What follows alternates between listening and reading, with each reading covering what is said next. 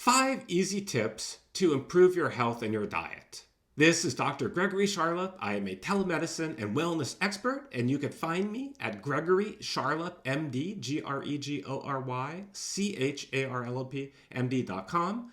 And I'm the author of the book, Why Doctors Skip Breakfast. You can get here. It's available on Amazon and Audible. Now, I want to talk to you today about 5 easy things you could do to improve your diet. These are all pretty straightforward, and I know you can do it. Number 1, eliminate sugary drinks. This is probably the most important. And what I mean by that is you want to cut out the sodas. And I know you know this already. Cut out the sugary energy drinks and also eliminate the juices. Now, the reason why is this is one of the easiest ways to dump sugar calories from your diet. These things are packed with unhealthy sugars that cause you to gain weight and increase your risk of getting chronic diseases. You want these things to be gone. Not just the sodas, but the juices too. They may seem healthy, but they aren't. It turns out that your body handles drinks differently than foods. So when you drink a bunch of sugar, it's an amazing way that you can just feed those fat cells, which is just what you don't want to do. So cut out the sugary drinks like soda and juices. Water is a good one. Keep that in. Now, what should you drink instead of the sugary drinks? Well, of course, like I said, water, teas and coffees, which we'll get to in a moment. And then also, I love these sparkling things. Here's one here. This is HEB. You can get this in Texas. It's a Texan brand, which is where I live now. But there's all kinds of other ones like LaCroix or Bubbly. Safeway has a great one. They have natural flavors. They taste great. They're refreshing. In fact, I'm going to have some right now. They're refreshing. They have no calories or artificial sweeteners. They're also a great thing to have when you're fasting. So have these instead of soda or juices. All right, number 2, you want to front load your calories. It turns out that it's better for you if you eat your calories earlier in the day rather than later in the day. In other words, you're better off having a big breakfast than a big dinner. Now, I am the author of Why Doctors Skip Breakfast, so I advocate skipping breakfast. Now, I know this is a little confusing here. I'm not saying that you should eat breakfast if you don't. But what I am saying is it's better if you have your junky food or high-calorie food earlier in the day rather than later.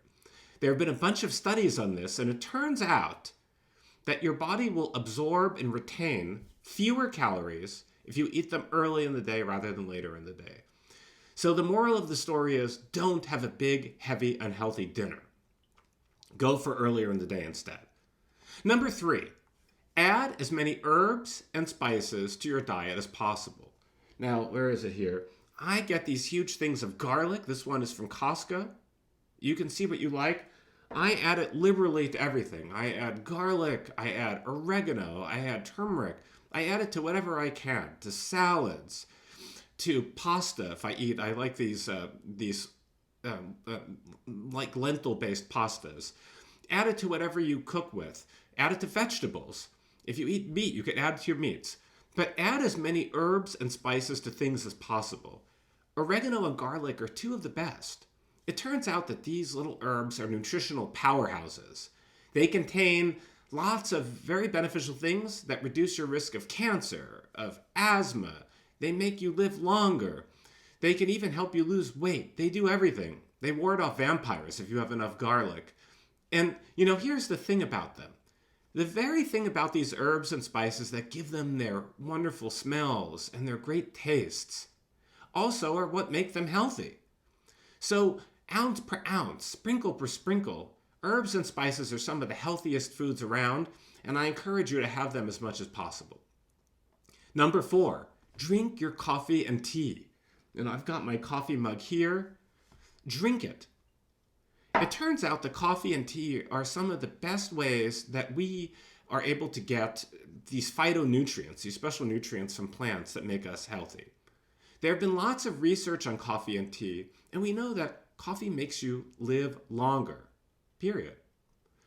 It seems to reduce the risk of many types of cancer. It improves your performance, including exercise performance. And I strongly recommend athletes, and if you're an athlete listening to this, you want to have caffeine strategically before your practices or before or during your games. And strategic use of caffeine is one of the best ways of improving performance. And for all the rest of us who are not athletes, you'll want to have your coffee and tea because it's good for your brain. It's good for everything. So we all want to use caffeine and coffee and tea, and it's better to have that than it is to have energy drinks or pills. The one trick to coffee and tea is you want to stop before noon. By noon, you want to switch to decaf because otherwise your sleep will be impaired. All right, and the fifth one is you want to add as many vegetables to your diet as possible. Now, I know it's easy to say don't do stuff, and I'm trying not to tell you don't do stuff too much. But I will tell you to add as many vegetables to your diet as possible. And you want vegetables in all different colors and types. Green leafy vegetables are some of the best, but you want to mix them all in.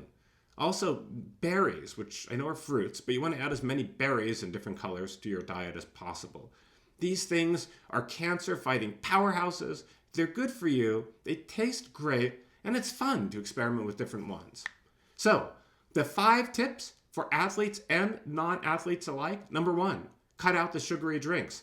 Number 2, front load your calories. Number 3, add herbs and spices.